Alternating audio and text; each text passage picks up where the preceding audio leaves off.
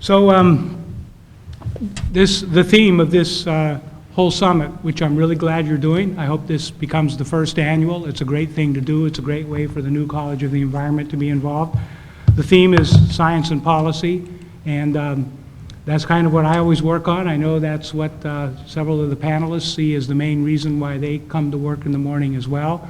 So I was starting to say that in some ways it's the best of times for science being applied to natural resource management. If you read the scientific literature, you see big synoptic scale studies being done in ways that have never been done before, that are really, giving us tremendous views of Earth through space and time, both in ways that we haven't been able to do before. We live in a world of computing and the internet, and we're really using that well.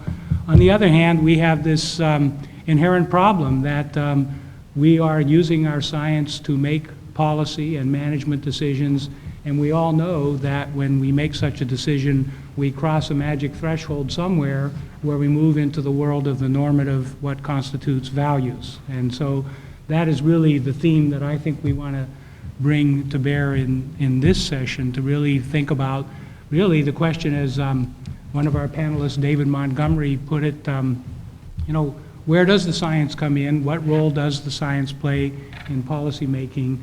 That is a question that has many answers, and that's what we're here to talk about. So what I'm going to do then, we're going to have a fairly casual discussion here, I hope. We're going to talk amongst ourselves for a while, and then at some point we're going to invite the audience to join us with questions. And so what I'll do is I'll introduce the panel, and then we have a set of questions that I think you have as well. Is that true? Not true. Oh, good. Perfect. Better. So you don't actually have to answer those questions. Let me just start at my immediate left and introduce Bruce Baer, who's the Dean Emeritus of the College of Forest Resources. He was the dean of that college from 2001 to 2009. As you know, the college joined the College of the Environment, and by doing that, the college became a school. So in some ways, the last dean of the College of Forest Resources, but professor of Forest Resource Management and Quantitative Science in the new School of Forest Resources. Bruce is also adjunct professor of the School of Aquatic and Fishery Sciences. Years ago, I used to try to keep up with him running, but he's still running and I'm not. You can see him out on the trail still if you're sharp-eyed. So his research interests are forest management, forest economics, forest valuation, timber taxation, things that are quite important from a public policy point of view. So, and are debated and argued in public policy terms, and also have meaning in terms of the science we bring to bear on those questions. Sitting next to Bruce, also from the School of Forest Resources, is Claire Ryan, who's a professor of natural resources policy and may at least be in tie for the record of the most adjunct appointments across campus. She has one more on her list than I knew about. Claire is adjunct with the Evans School of Public Affairs. She's adjunct with my program, the School of Marine and Environmental Affairs, and she's also an adjunct professor with the School of Law. She's had a really interesting career in the sense that I know Claire got her degree at Michigan in natural resources and the environment in that interdisciplinary program. She's tried to be that kind of a person. She spent 7 years working for the State Department of Ecology, and also the federal government, US EPA, and then she switched to a career in the university. That'd be a good question. Which of those two is better? Might be my question. But her work is on really squarely in the middle of what we're here to talk about. She works on policy development and implementation with respect to water resources. She works on institutional and organizational aspects of science, integrating science into policy, and she works on collaboration and conflict management. Many of our students take a class that Claire teaches on conflict management and collaboration. Sitting next to Claire is, and I can't see him, but I know he's there, David Dix. David is the newest member to our campus here. He became in just November of 2010 the Director of Strategic Partnerships and Civic Engagement in the College of the Environment. Before that, as you may well know, he was the first Executive Director of the Puget Sound Partnership. The partnership is, working with the governor very closely and dedicated to the governor's cause of recovering Puget Sound by the year 2020, a date that's fast approaching. While David was at the partnership, he played a key role in getting out the action agenda, as it's called, which is the big fat document that essentially is driving and framing the whole program for Puget Sound recovery. Prior to this, prior to coming here, he's a lawyer by training. He was a practicing lawyer in the Cascadia Law Group, which is in Seattle. He specialized in his law practice on salmon recovery and other natural resource areas. He also got his JD and an environmental law specialty from Berkeley's Bolt Hall School of Law, and before that, a bachelor's degree from Stanford. And his last line of this bio is kind of interesting because he grew up on the Hood Canal, and if you know more about his history, dividing his time between the Hood Canal and Washington, D.C. A lot of frequent flyer miles, I'm imagining. So he refers to this as time in the hood. And finally, on the far left, not politically speaking certainly, but is our distinguished MacArthur Fellow, David Montgomery, but maybe, who is a professor of geomorphology in the Department of Earth and Space Sciences here at the university. He also graduated from Stanford as an undergraduate and then went to Berkeley and got a PhD rather than a law degree. And he's been here for, I think, ever since. Is that correct? When you understand what he works on, the books he's written actually kind of make sense, because he's a geomorphologist and he's interested in things like the coevolution of Pacific salmon and the landscape of the Pacific Northwest, okay? So looking at that in a broad sort of, to a geologist, yesterday was 10,000 years ago, and he's taking that perspective. So that explains why he was able to write 2 books, one of which is called Dirt, The Erosion of Civilizations, and King of Fish, The 1,000-Year Run of Salmon. And all I'll say is I ran into Tom Quinn in the School of Aquatic and Fishery Sciences shortly after the salmon book came out, and he said, I promised David I won't write any books about dirt if he doesn't write any more books about salmon. But that's our panel. You can see they're a distinguished lot. And ready for the quiz? So we have some questions, and I don't want to be the only one talking up here, so I'm going to sort of give you my short take on them. An interesting set of questions that I think really do capture the essence of sort of where we are in natural resource management and policy these days. One of the, and I'll mention 4 ideas, and then I'm going to turn to the panel to get their thoughts, and we'll make it up as we go along. The first idea is ecosystem services, or ecosystem goods and services. This is an idea that came into being in the 1990s, and we thought that really the way we should think about what the planet does for humans is in terms of ecosystem services, and they are undervalued by us because they are the basic machinery that produces the things we do consume, and they're being depleted because they're undervalued. That's a great sort of a PhD test question for a student in a PhD in, say, common pool resource management and the theory of that and how it applies to environmental management. So the key questions are, ecosystem services, is this an idea whose time has come? Because we're talking about them a lot. The literature is full of discussion. And it is an interesting place where to really verbalize the notion of ecosystem services and put them into practice, you really need to have science and policy come together in some integrative way, because you need the science to understand what they are, how they're delivered, what you have to protect and do to keep ecosystem services flowing and sustainable, and you've got the policy to do all that. Okay, that's the first idea. Second idea, which relates to the first, ecosystem-based management. This is a key idea that we're talking about a lot in the world of marine affairs that I come from. We had the President's Ocean Policy Commission, and EBM, marine EBM, was essentially the antidote to the problem of the breakdown of effective natural resource management policy due to, in the words of the ocean, in the vision of the Ocean Policy Commission, the overly sectoral approach of single-purpose agencies all trying to maximize value for the things they do. So the conflicts between environment and development come out of those mandates that are too narrowly drawn. Ecosystem-based management is supposed to be the recipe for that.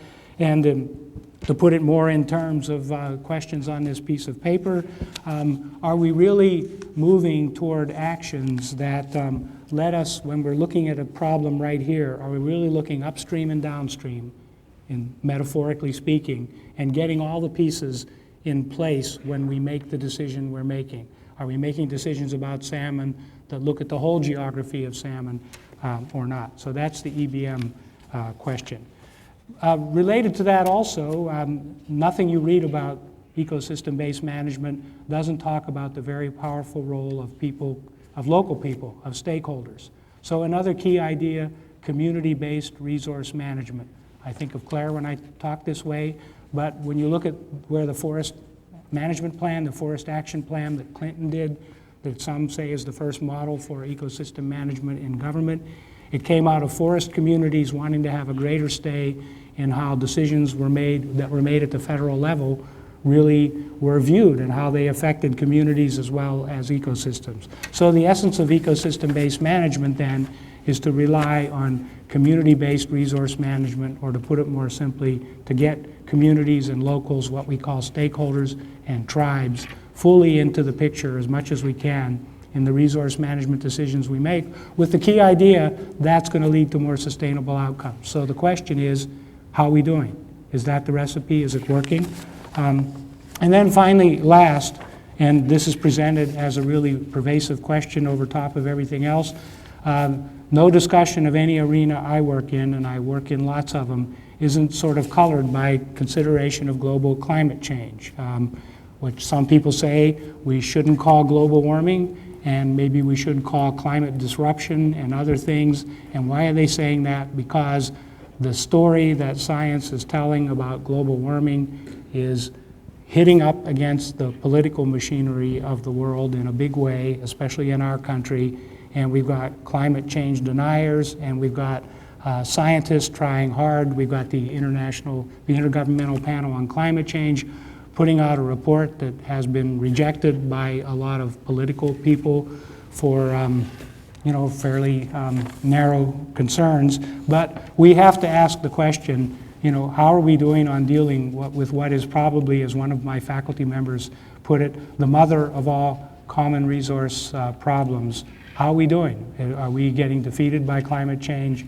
Are we really succeeding? So that's in essence my boiling down of 7 or 8 questions on the page here. And panel, how do you want to do this? Start with the first one. Start with the first one. Okay. Well, okay. My boiling down of the first question was ecosystem services. The idea that ecosystems have a production function that gives us the yield of the things we actually use as resources, and we're putting the dollar value on the resources, the Bruce Baer specialty. We're not putting the dollar value on the underlying production systems of nature, and by that non-pricing, underpricing, we're overutilizing the things we don't price. That's the policy. I'm a policy analyst by trade, and that's the way we would frame that as a policy debate. So what about ecosystem services? David, you raised the question, and I know that the action agenda talks a lot about how we're going to protect ecosystem services in Puget Sound. So I'm just going to turn to you and let you start the discussion. Well, I think the ecosystem service thing is clearly one of the hot, there seems to be a lot of buzzwords in this area. There you have EBM, MSP, and then you have ecosystem services, and they seem to, in my view, kind of take on a little bit of life of their own. But that being said, clearly the valuation, and Bruce could speak to this and much more eloquently in terms of particularly on the forest side, he's done a lot of work on this. Clearly trying to figure out a way to quantify from a monetary standpoint, in essence, the value of nature, so that at least that's part of the equation when you're making management decisions is helpful. I may be a little bit more pessimistic about this than others on the panel, but having gone first, I'll just go out on the limb. I think the one thing that has always concerned me a little bit about this area is it seems to miss a lot of the other values that are equally important, if not predominant in my view, which are sort of the underlying value of nature, in less of a quantified economic way, but more in the fact that it's good to have forests because it's good to have forests. And that may sound a little, cliche, but I think the only thing that strikes me as an issue with, one of the things I guess that strikes me with this is it sends you off on a path where you essentially begin to talk just economics to economics, and you forget a lot of these other underlying values that I think are equally important. And so as we go forward in terms of managing Puget Sound, clearly it's a very important factor that it promotes shipping, it promotes salmon catching, and there's a lot of ways to quantify, and we're getting much better at the way to value nature. But that to me is part of the equation, but has to be thought of in the broader setting of the fact that we also just want Puget Sound to be a healthy place for our kids. And so I guess, not to start off on a negative note, but I like it as a component of the conversation. I also think there's an old saying that Senator Magnuson had to basically find out what people like, how they like it, and give it to them just that way. And if that's something that motivates people, the one strand of a certain segment of people, great. We'll talk about it that way for them. And I think quantifying it in a real way is very important. The other thing I'll just say, and then I'll turn it over to others to comment on this. The other thing I think in this genre is there's kind of this idea that I think is a little bit naive, which is somehow if you just value Puget Sound at $87 billion or some range of $14 to $87 billion, that you get to just walk down to the legislature and say, hey, just give us a check, because clearly it's worth it. That is a little bit, well, it's not a little bit, it's a bit naive. Again, I think it's an additive argument. It's really important, and particularly in the management of fisheries and forests and things like that, where you actually would have, market-based, whether it's carbon trading or those kinds of things. It's definitely a very important component of this, but I just get a little concerned when it becomes the predominant way we talk about these issues. So with that, Bruce will probably throw something at me, but I'll maybe turn it over to him. How did I become the lightning rod? Yeah. I just walk into the room. Well, can I say something in response? certainly may. I don't have an answer to your basic question of valuation, because that is the $64,000 question. But speaking to the forest side, I think the moderator at the start said that the condition of our forest in Washington State is essential for the future health and prosperity of the citizens of our state. And I think that's a true statement, not only because forests cover about half of our land area, predominantly 60% or so in western Washington, but 40% of eastern Washington is forest cover. These lands produce not only commodity products, historically saw timber, and feed our pulp and paper industry, and we hope will feed our emerging biofuels industry as well, in the second generation of ethanol, for example. But we also receive a tremendous amount of free, essentially free ecosystem services in terms of clean air. The forest help produce clean water, which is tremendously important, and carbon. Trees are carbon, so carbon sequestration is another huge component, and biodiversity for a variety of habitats, and just plain aesthetics or peace and quiet, places for us urbanites to go when we need to recuperate. So forests are critically important, and of course most of our west side forest in the Puget Sound area feed into Puget Sound, and others into the Columbia and eventually out into the ocean. So what happens on our forest and our ag lands has a big impact on the health of our near and far stream and ocean resources. In our college, now school, we have been looking at ecosystem services a little differently. At least we came at this subject a little differently. We started being concerned about the loss of forest land in our state. And it's true for ag as well. I'm not an ag guy, but we've had loss of ag land as well. But a lot of our forest land we've been losing to development. And it's about 1% a year. And we estimated back in 2007 that over the next decade, we would lose about 300,000 acres in western Washington alone. You could almost double that if it happened statewide. It wouldn't be quite double because eastern Washington doesn't have quite the development pressure that we do. But that's about 30,000 acres of forest land a year that's going into primarily into other uses, primarily into commercial and real estate development. And with that comes not only the cost of providing new services for those newer developed uses, but the loss of these ecosystem services. So how can we try to encourage forest landowners in the private sector to retain their land in forest and not take the dollars that come, the higher and best use that comes from development? That is a very difficult proposition to try to come up with a solution, and nobody seems to have a good solution at this point.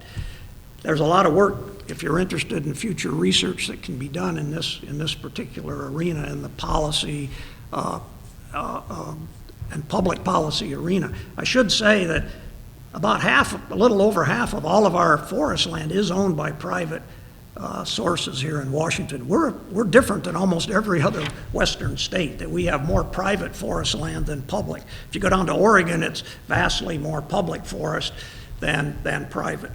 And we are the smallest, basically the smallest state west of the Mississippi. I'm forgetting some of the Iowa and those states, but in the west, we're the smallest by land area, but we're the second most populated. So we have land use pressures here in Washington, and that's why we're feeling it with our conversion of forest land. So we came at this trying to preserve forest land, working forests that are being managed sustainably. I think in our state, I think we've pretty much adopted the mantra that sustainability is the proper paradigm that we should be using to manage our natural resources, and certainly that's true in both our public and private forest in our state. And one way we have a vast amount of regulation that guides the management of our public and private forest. Tom mentioned the Clinton Forest Plan of the 1990s. I'm not sure that was so warmly embraced in the rural areas as you said, because the harvest levels on our national forest virtually disappeared. And today we are seeing virtually no timber management on our national forest, relatively speaking.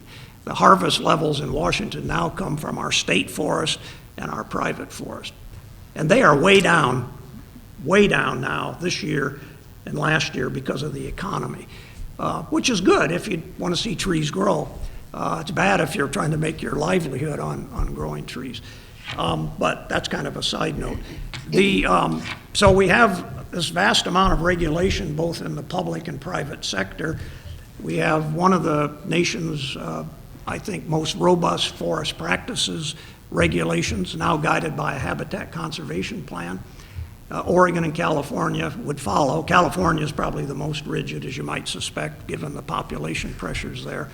But Washington does have a very well-functioning forest practices regulation, and they guide how private landowners are going to manage their private forest. And I think as a consequence, we do produce probably more environmental services now, or ecosystem services, than we would have 25 years ago before these regulations got ratcheted up.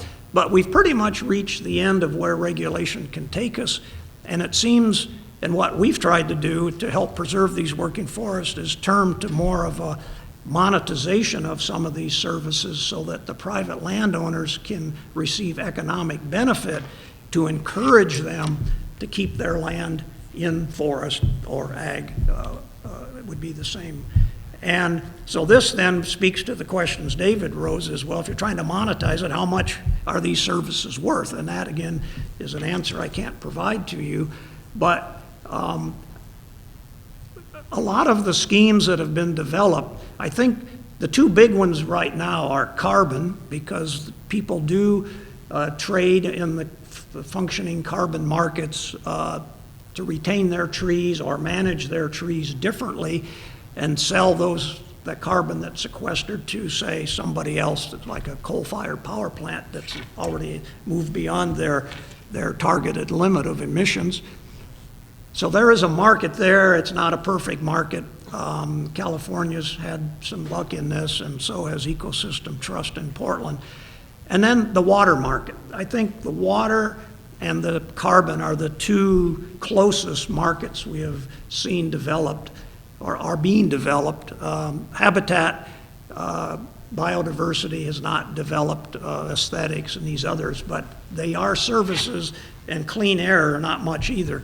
But these are services that these private landowners, and if we could pay them, now this is a political question, should we pay them or should they be obligated to provide it? There's a difference of opinion on that, but if we choose to pay for these services, what do we ask in return? And so if you want to have a kind of a functioning market in ecosystem services, you need somebody has to want to buy those services like carbon. Somebody has to be willing to sell those services like a private forest landowner, so you have your demand and your supply. And somebody has to have the money then to make this transaction. If it's a private power company or something buying carbon, of course they have it. They've collected it from their customers. If it's a government agency, and I think you really do need to have government involved to create some of these demands. That's certainly true in the water market through the the Clean Water Act. Then the government has to distribute the funds out to the landowners. And again, they have to be contracted to provide those services for some period of time. And then you need somebody to administer this whole thing. So a functioning market needs willing buyers and sellers like any market, but in this case, they have to have the funds. Sometimes it's private, sometimes it's public funds to distribute. And then somebody has to administer it. And those add complexity to these transactions that you don't often see when you and I just go down and trade dollars for carrots at the grocery store. It's a pretty simple transaction, but these transactions are not. Can I have one more second? One more second. I want to say something about ecosystem-based management, or do you want to come back to to that? the next question. Okay, then I'll stop. We'll get you. Okay, great, thank you. Well, we got a good answer, a detailed, comprehensive answer.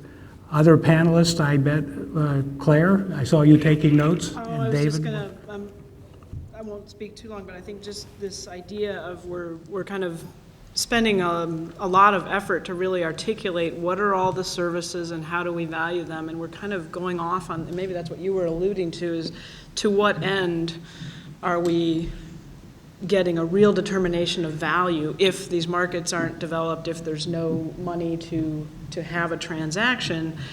And I would just remind people that we've got policies in place that value, for example, wilderness. There wasn't a big articulation of the worth or the value or the market for wilderness. It's the Wilderness Act, and it said we need wilderness. And they didn't go through, and I'm not saying that we shouldn't go through that, but there's many policies in place that already protect many of these values that do not have markets or dollars attached to them. And so there's kind of this tension of lots of scientists going down the path of articulating and trying to value, which is good.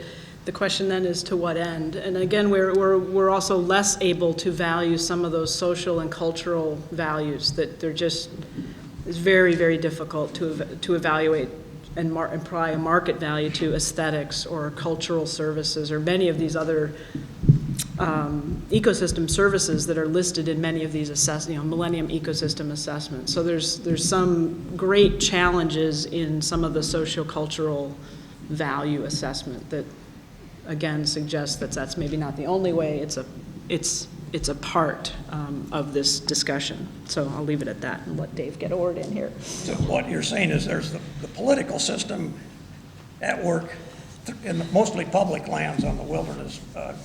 And I think at the overrode state level as well, we've got some state, we've got state policies that protect different values that have not been totally articulated or valued through an ecosystem service approach.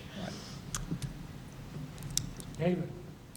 Yeah, the fundamental problem with the ecosystem services approach, in my view, is that it essentially continues to equate the highest value use with the best use, which is not actually true in many cases when you're dealing with ecological systems.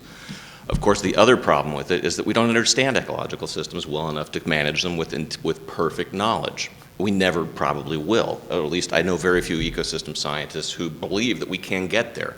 Perhaps that's because scientists always think that we're going to keep learning new things, and the more we learn, the more we realize we don't know how all the pieces are fit together.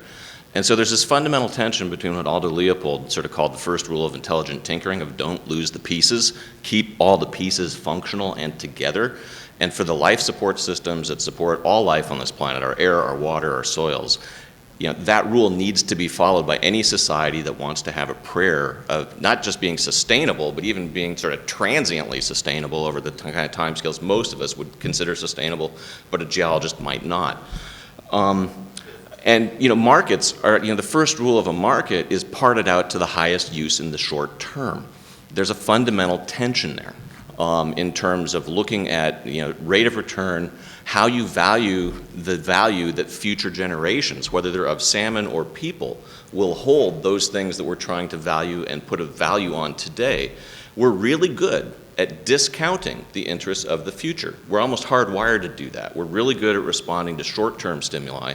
We're not good at long-term planning, particularly when they involve trade-offs of, maybe we can go without something today so people in the future will have a certainty of having it. We tend to bias our decisions towards using things in the short term. Markets are actually formalized mechanisms to do that. Therefore, there really is a fundamental tension. In that sense, what's the role of science and policy? I'm just going to go on to one of the other questions. So, what are one of the sort of fundamental purpose of science and policy? In my view, it's not necessarily to set policy. I mean, that's presumably what we elect people, policymakers, to do. But it's to actually, I think, to try and hold their feet to the fire in the sense of making sure that the policies that are set up actually have a prayer of achieving the objectives that are articulated. And in my professional experience as a scientist, sort of sitting on panels, dealing with policymakers, there's a really big gulf between those things. That when you point out as a scientist that the policy is not going to hit the stated objective, people tend to kind of get a little upset about that. And yet, I think that's actually one of the fundamental roles for scientists, and particularly for university scientists. Because if you also invoke sort of Upton Sinclair's analogy of, that it's very hard to get someone to believe something that their salary depends on them not believing is true. I'm not trying to say that there's an awful lot of science in this world that is not true, but there's an awful lot of studies that are set up sort of with a context in mind and the way studies are framed, what people choose to look at. Some issues don't actually get examined terribly closely. I think that university science has a real role in terms of trying to present relatively unbiased science that's not essentially colored, if you will, by knowing what the right answer is. And as an example of that, I used to sit on the independent science panel evaluating state salmon recovery plans 10 years ago, so nobody at this table is involved with any of it. We started putting out some reports that were very critical of the state salmon recovery plans because as we saw them, we were unanimous in thinking that they would not actually work to meet the stated objectives. What was the policy response? They cut the funding for the panel. We came up with the wrong answer. We don't, in my opinion, actually use all the science we actually do know about many natural resource issues because they come into conflict with the right answer being what policymakers have already decided they want to do, whether it's from climate change, forestry in this state and the role of managing clear cuts on steep slopes. We've known for a century and a half with fairly conclusive evidence that you clear cut a slope steeper in about 35 degrees, you radically increase this probability that landslides are going to happen. And if you do it over a whole basin, whether the Swiss Alps, the way André Sorel figured it out 150 years ago, or whether we figured it out inadvertently back in December of 2007 through our forest management policies in this state, the answer is the same. You get more landslides, it affects things downslope. We haven't actually used that information to shape policy, even though no one actually wanted to see whole parts of the Washington landscape fall apart in really big storms, yet it was the inevitable outcome of the policies that were adopted. Linking policy to objective and sort of highlighting, if you will, where the policies that are put in place may not have the best chance may not have any chance, may not have a reasonable chance of hitting those objectives is something I think is a fundamental role of science and policy making. It's not to make the decision, obviously. Personally, what I would like to see actually happen in the policy arena is people actually take ownership of decisions, like managing steep clear cuts in this state, and say, you know, we're going to actually accept the possibility that we could have things happen that nobody actually wants to see happen, because that's the price of having a viable timber industry. That's a legitimate policy choice. Sweeping the clear cut hazard under the rug, in my view, is not a legitimate policy choice. So there, I rambled on my state. I'll turn it back to the chair. Can I jump in on that? Yeah, David, go ahead. It's quite eloquent there by Mr. Montgomery, as always. So I agree completely with what you're saying, with a couple minor variations. Coming from the policy side, I think this is the point of the panel, so Tom, bear with me here. But coming from the policy side, I agree with you in the sense that clearly this policy science interface tension doesn't work currently, or doesn't work well in most instances. But I will just I'm going to, with all due respect, just disagree slightly while agreeing in large part with most of what you said. I'll give you the Puget Sound Partnership example as the quandary from the policy side. We start this thing, the governor announces we're going to do this whole new deal, we have a blue ribbon panel, we set up a whole new agency. This is quickly summarizing 3 years or so of work. The legislature creates the new partnership, and we have a year, in essence, to come up with a globally, scientifically based management plan to save the entire Puget Sound. So those of you who have done an EIS or any kind of one of those processes under NEPA, typically an EIS on a single project takes a couple years if you're lucky and you're not appealed. So the idea of, just go out and figure that one out with 3 people, was maybe a bit naive. But nonetheless, so we're in this unique, I think kind of unique policy situation where we did not know the answer. So the first thing we came up with was, what do we know about Puget Sound? Where are we? What's the current baseline condition? Everybody's... You not only didn't know the answers, you didn't know what the questions were. Right, exactly. So we didn't know a lot of things. But we kind of came up with this framework that I think gets to ecosystem-based management also, which was, where are we now? What is the baseline condition of the sound? Everybody's talking about it's dying, or it's not dying, or it's fine, or it looks good on a sunny day, but it's really bad underneath. So we asked some really, basic questions like, okay, that's great, where are we? And then we interfaced a lot with the science community to try to come up with those answers. And what we learned was we knew a lot of stuff about very small parts of Puget Sound, but this roll-up of the collection of data and information into a thesis of this is where we are was extraordinarily hard to come by. Partly the way science is done. I mean, we knew everything about the 3rd meter down in Dabob Bay in June and the phytoplankton, but we didn't know anything about what's going on with Dabob Bay or Hood Canal or the sound in a more macro sense. So I think that's one issue that I don't think we disagree on, but it's frustrating, I guess, from the policy standpoint to sort of say, okay, what do we know? And there's not many good answers. The second wing of this was what's success? So what is a healthy, robust, ecosystem-based, resilient Puget Sound look like? That is also a very difficult question, scientifically and from a political standpoint and a policy standpoint. And then the action agenda lays out, well, what do you do to get from point A to point B? And then finally, where do we start? Those questions have ended up being, I think, fairly helpful in terms of exposing these issues. But I will just say, at least in that context and in a few other situations I've been in, while I agree that they're clearly, and maybe your salmon one is a perfect example of a political reaction to something they didn't want to hear, I would say in a number of other cases, though, it's also true that the policymakers are looking around for help trying to solve something, and there's not a lot coming from the science dimension. So then they're left in a very difficult situation, which is, we don't really have great science. We don't know all the answers. What do we do now? And they end up having to make, in some cases irrational, in some cases rational decisions about what to do going forward. So the good news, I guess, just to make this point, is I think it's less, in many cases at least, less sort of malice or we don't want to know, and it's more of a breakdown on the ability to translate the amazing amounts of science that go on into a kind of a system or an institutional way to take that information and plug it into policy situations in a clear and coherent way. Ultimately, what that leads to is, you know, whether you call it best available science or whatever the term of art is, it's basically good thinking based on solid evidence and then an acknowledgement of what we do not know.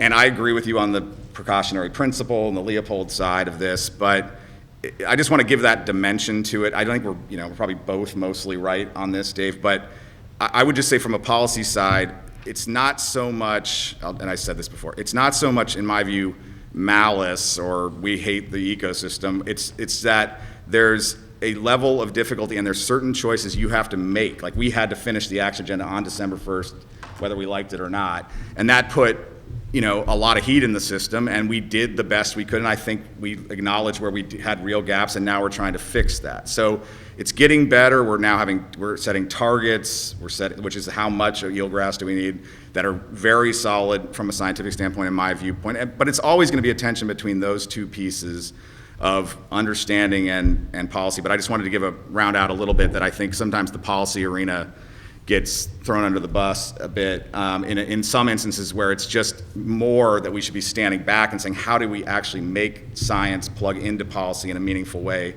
and come up with a new framework to do that? That's where I think the solution to this is. Yeah, I think the malice issue is a complete red herring, forgive me. Yeah. But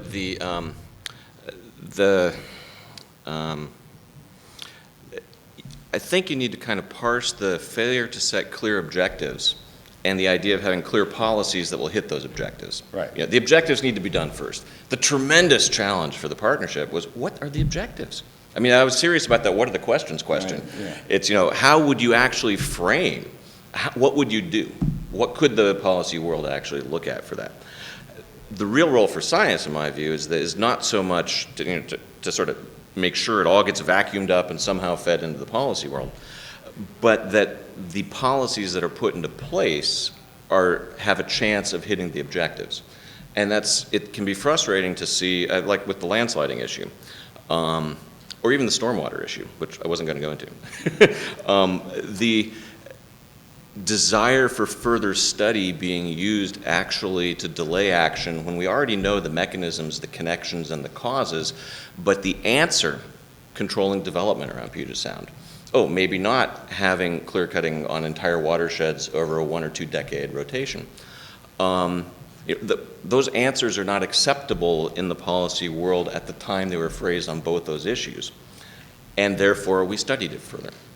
Well, what you're both pointing out is that this policy decision context is not a scientific decision. So the scientific Right. information and decisions lead to a suggestion or a recommendation, and policy decisions are not science decisions. So what you're also arguing for is, let's try something, let's take a risk, let's be adaptive, adaptive governance, adaptive management. You've heard all about this, but part of it is being willing politically to take the risk of trying something and then using science to help you understand, are you going in the right direction? And if you're not, you've got to change the direction. So you kind of get this tension, again, another tension of once you get the darn rule developed, which takes forever, you're really reluctant to open up that rule again to, maybe we need to adjust this. Maybe we need to do something different here. But I think there's 2 big points, is that these policy decisions are not science decisions. And if you take your existing knowledge and try to kind of form more adaptive or more flexible types of approaches, and this has been tried, and there's lots of information about kind of where it works and where it may not work, but that's a big political risk, and that's a challenge. I think the other frustration, some of us that have been in this area, is that seeing the Puget Sound Partnership, and I'm not picking on the Puget Sound Partnership, but almost any policy issue, big policy problem like this, is it takes decades. And I worked on Puget Sound in the 1980s, and we had the Puget Sound Water Quality Authority, and so there's all these efforts to try to address Puget Sound. And part of it's political will, part of it is understanding what is the state of the sound, and then understanding where do we want to be? What are our goals? The other thing I want to talk about too is this best available science, which I think we're seeing a lot of looking at regulations and policy demanding that decisions be made based on best available science. And so you can kind of see there where that leads policymakers and managers. The challenge is, well, what the heck is best available science? And how do I do best available science in 6 months or 3 months or the 2 months that I have to do this critical area ordinance? So that presents another challenge of what is the best science, and managers are the ones that are tasked with making the choice. And so that's another big area of business for many folks, is just doing best available science reviews. So I'll leave it at that. We got about 5 minutes before we turn it over to question and answer. You notice we've been walking our way back, so Bruce, we're going to give you the last 5 minutes, or no, we're just going to give you the last shot. Don't How's say that? 5 minutes. No, yeah. we got to. I wanted to say just 2 minutes, okay. Ecosystem-based management. Ecosystem-based management came to forestry in the early 1990s. We first learned about it as new forestry from Professor Jerry Franklin in our school, but the words new forestry kind of went out of vogue and it became ecosystem-based management, which it's known by today. And with it came a transformation in how we practice forestry in our state and elsewhere in the country. Primarily at first on public lands, the National Forest, followed by the BLM, although there's still some disagreements there. We don't have much BLM land in Washington, virtually no forest land from BLM as contrasted with Western Oregon, but mainly Forest Service land. And now it's even ecosystem-based management is even applied over on our private lands. And it's transformed forestry from an agricultural-based model where you're going to have a crop like you do in ag to an ecosystem-based model where you're looking at the notion of sustainability across a variety of resources versus in the ag model sustained yield of timber, which is what we focused on for 100 or more years in this country. So it's been a transformation, and with it, I think coincidentally, more than as a causal effect, has been the wholesale change in ownership of our forest estate in the private sector. The corporate owners that we used to think about, the Weyerhaeusers, the Georgia Pacifics, the Simpson Timber Company, which is still here, but now known as Green Diamond. But these large corporate owners, the public corporate owners, have sold their timberlands by and large, or they have disentangled the relationship between the land and the conversion facilities. So a company like Weyerhaeuser still owns a lot of timberland in Washington, but they have sold off the vast majority of their conversion facilities to other owners. And with that comes a change in entity from an S corporation to a REIT. And their focus now becomes on getting more value out of the land, and again, by converting some of their forest land to other uses. Plum Creek Timber Company, which came from the old Northern Pacific Railroad years ago, it did this much earlier. And other corporations have done the same. This has had a huge impact. We're not quite sure exactly what it means. Does that mean they'll do a better job of forest management, or will they be driven to exploit the last dollar that they can? Because these REITs are financial instruments, not managing real estate. They're not natural resource companies. So we're not sure. The jury is still out on that. But we have adopted this ecosystem approach by and large across the forestry sector. Okay, great. We're on schedule here to do what we set out to do, which is to now open it up until about 12:30 to questions from the audience. And what I would ask, I see we have some microphones. You identify yourself and try to direct your question to a single person, but if it doesn't work for you that way, then ask it of the whole panel. Here comes one. Good morning. I'm Catherine Daniels from WSU, and I'm going to direct my question to Claire. When the students here in the audience are thinking about opportunities after they've graduated, lots of times in science you think of a postdoc, and I'm wondering what you think about going to an agency such as EPA or some of the other national agencies and working for a year or two as a form of a postdoc in terms of learning about public policy. That's kind of exactly what I did. I got my undergraduate degree at Western, Huxley College, and I was going to go into public health and water.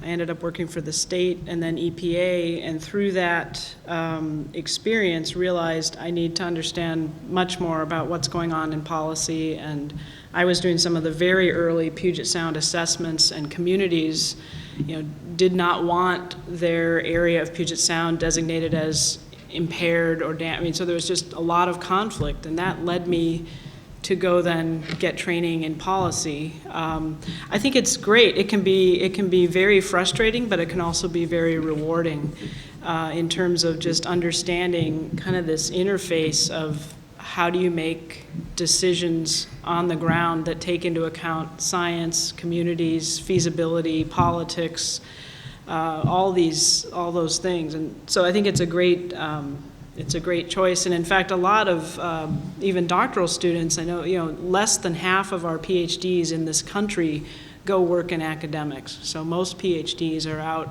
in government, in nonprofits, in other sectors. But I think it's a great opportunity, and there's a lot of places to work. So I'd recommend it. And there are actually real postdocs you can get to do this. As Claire was talking, I was thinking of, the AAAS fellowships, put you in Washington, D.C., you get to work with agencies in the Congress. The Smith Fellowships that the Ecological Society of America gives. We have a new faculty member starting next year who was both a AAAS fellow and then a Smith Fellow.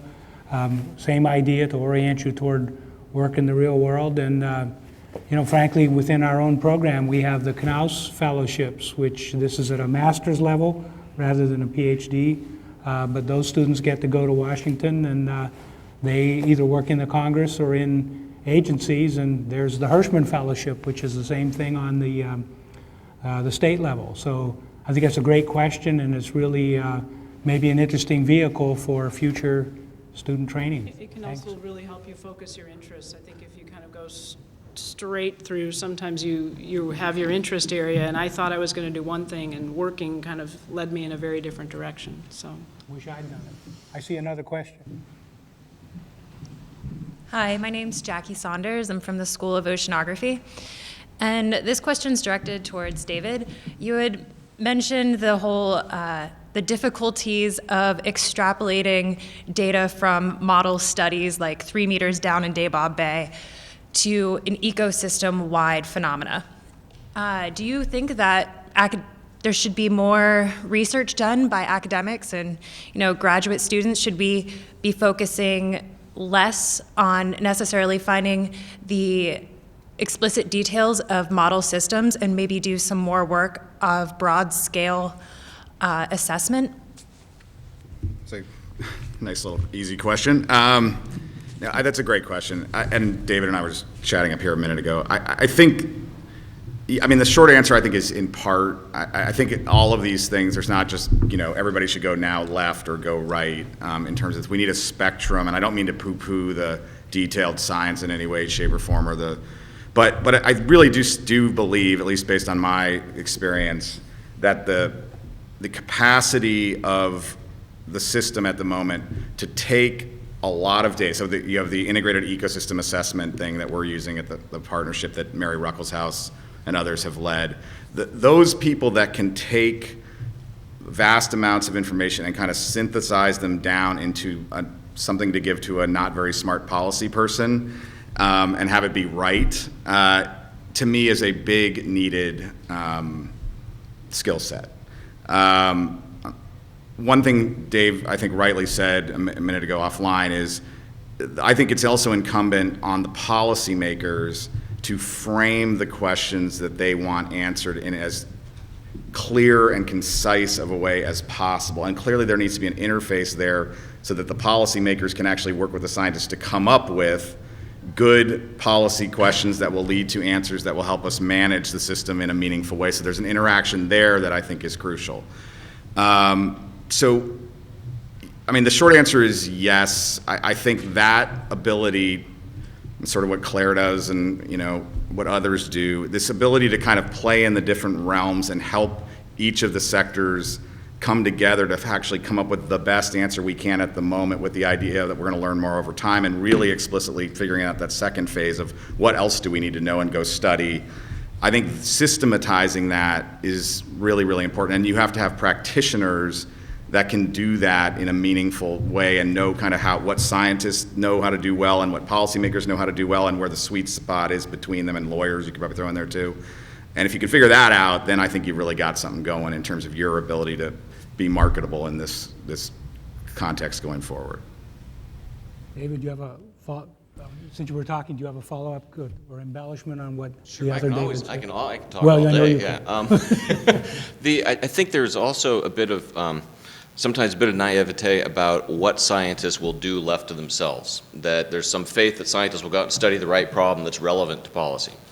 I think we really need to work hard on how to actually set up systems to support people doing the synthetic and integrative work that is very relevant to the issues policymakers are actually wrestling with, rather than the issues that, you know, left to myself, I'll go like, you know, study some kind of like giant chasm on Mars or something. You know, it's not terribly relevant to Puget Sound.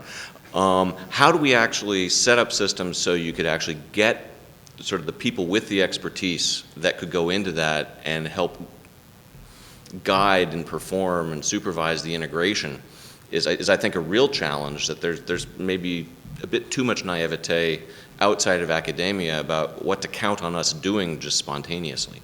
But I think there's a huge room for a lot more work like that, but there's even more room for more focused support to enable that. I would add one other thing to that is that, you know, natural science or biophysical science or social science, we tend to like clean systems to do good, rigorous research.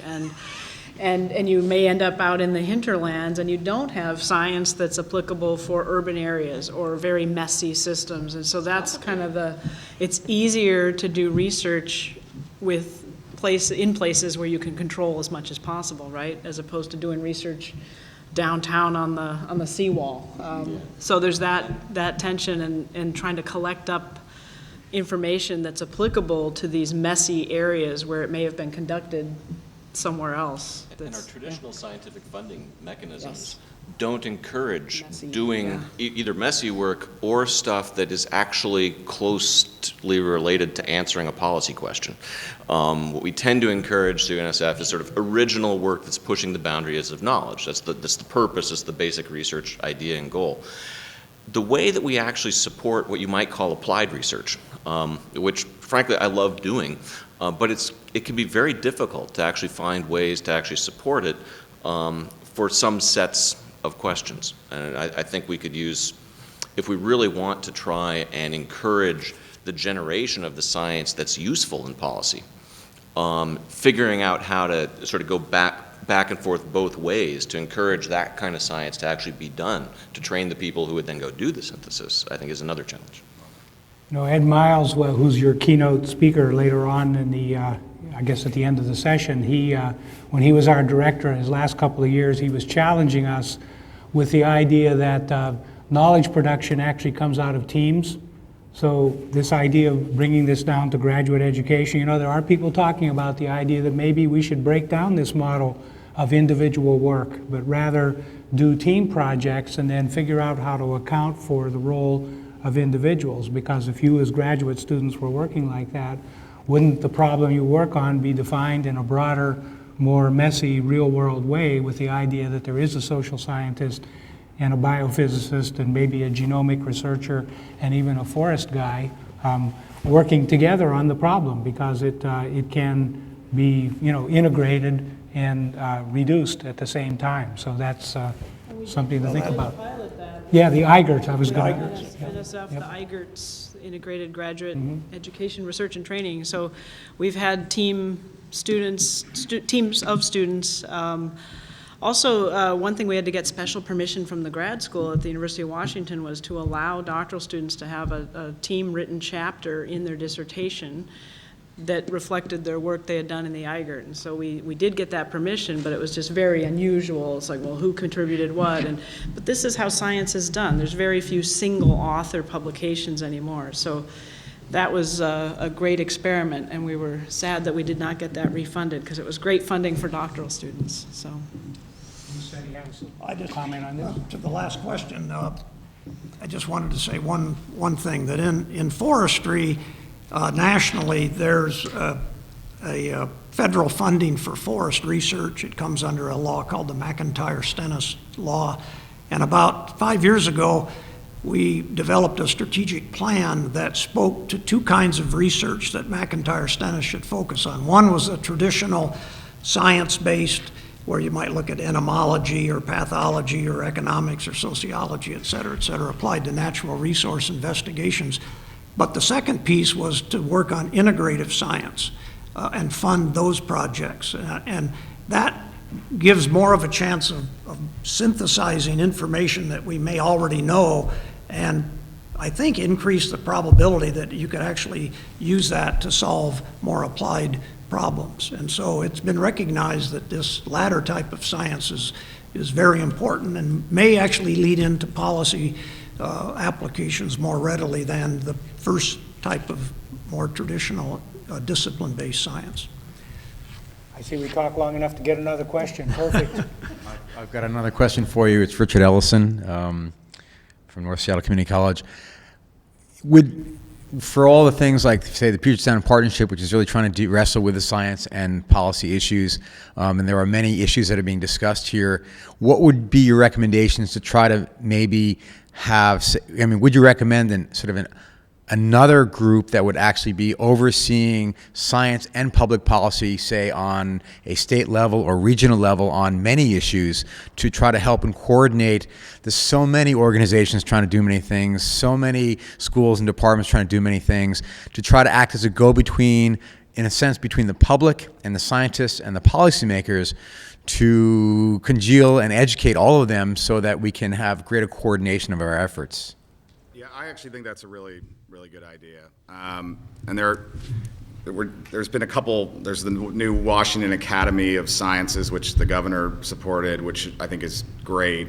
The problem with that is it takes a long time. They do big, longer term studies. One thing that I think may be at least on Puget Sound, part of the answer is the federal government gave the University of Washington actually money for this thing called the Puget Sound Research Institute, which is kind of beginning to gel. It's out of Tacoma at the Urban Water Center, and Dr. Baker is the head of it now. And the idea there is that basically that we would try to figure out what are the hard science questions that we really need answers to, kick it to the institute, who would then do, in a shorter time frame, basically this synthesis work, and then come back to the partnership saying, here's, in our view, the answer, the best answer we can come up with at the moment. I like that for a variety of reasons. One, hopefully we get the best answer, and then can make management decisions based on it. But secondarily, it does create a little bit of a significant distinction between the people doing the science and the people receiving the science. So there's no issue about, is the partnership blending this all together to make it hard and not being clear about the science, because the science document's going to come out, be public, be there, and if the partnership chooses at that point not to take that advice, then we're at least having a real discussion about why that happened. What's the easy way to not do this is what David said earlier, is just never acknowledge that, oh, we didn't like that report, so we defunded you. But if you make this extremely clear that they've been sent out to figure out, I mean, I'll just give you this example you probably saw last week. On stormwater, when we got in there, we said, okay, we know there's a lot of stormwater going in. How many toxics are going into the sound, and where do they come from? Which is an okay question, I think. And we spent the last 4 years studying that, the Department of Ecology leading it. And after all was said and done, the study kind of didn't work out as well as it could have. They had a couple phases at the beginning. They said it was this, and then they had to contradict themselves, and it was not beautiful, let's put it that way. And some of the read was, oh, the policymakers just ran off with these numbers. And I'll tell you, because I was there and one of the policymakers running off with the numbers was, we sat the scientists down multiple times and said, okay, this is the number, we're sure about this. And they said yes. So we went out and said, there's this much toxics going into the sound. That ended up not being correct in part. It's still a lot, and it sort of doesn't matter in terms of what you do. And but we knew that before the study. But it's not what I'm saying about this is, I think one, just to get back to your point, that being done hypothetically outside the Department of Ecology or outside of the Puget Sound Partnership in some focused way would give a degree of independence to the scientists that would, I think, would hopefully quell any issue about, is this, corrupted would be the wrong word, but is this tainted in some way because the policymakers really don't want to do what the answer to the question is? I think selected science. Yes, exactly. So,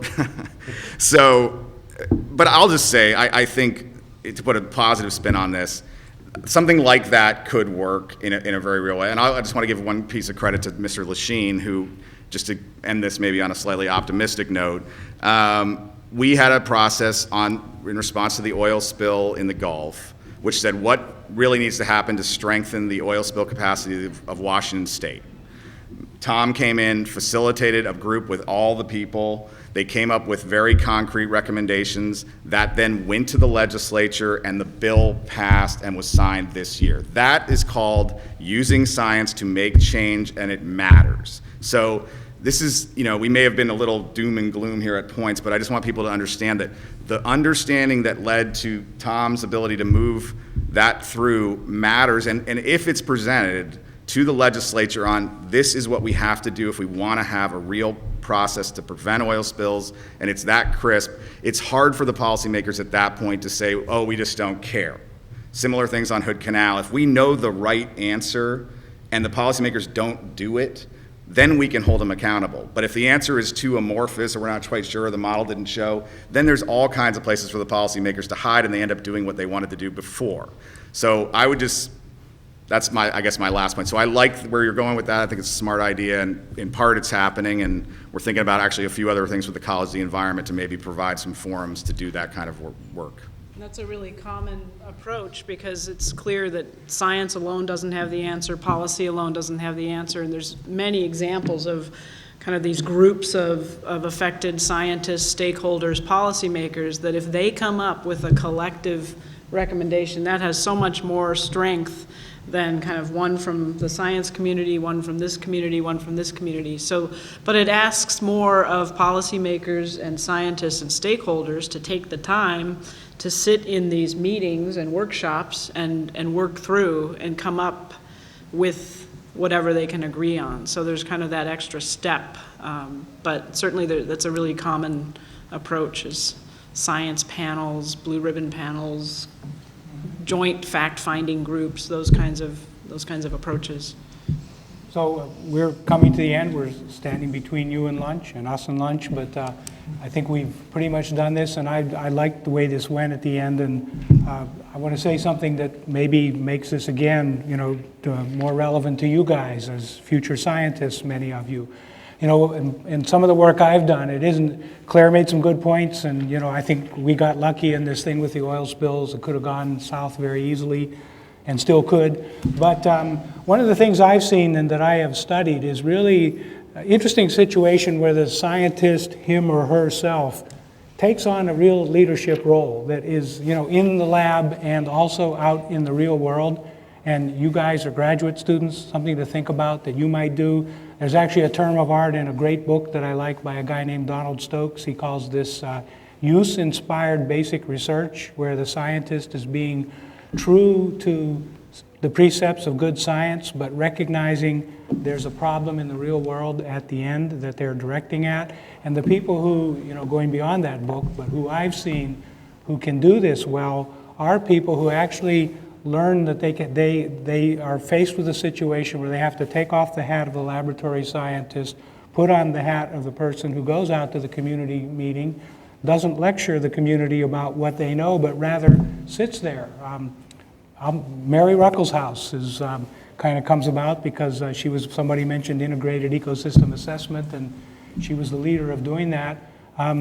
She operates this way. It's really interesting. She's not afraid to go out there and sit quietly in the back of the room and listen to a bunch of citizens talk about a problem and not stand up and try to take the stage. But, that's a kind of quiet leadership that gets people going in a direction they might not go in. So think about, you know, in your own careers, can you be a leader as well as a scientist? And if you see yourself as a leader, can you have enough science to not make those dumb mistakes and go to the places where David Montgomery doesn't want you to go? I think with that, we ought to thank our panel, and thank you. I believe there's lunch. I hope I wasn't wrong. You are. Thank you again. Just leave us here. Side. Yeah. I'm gonna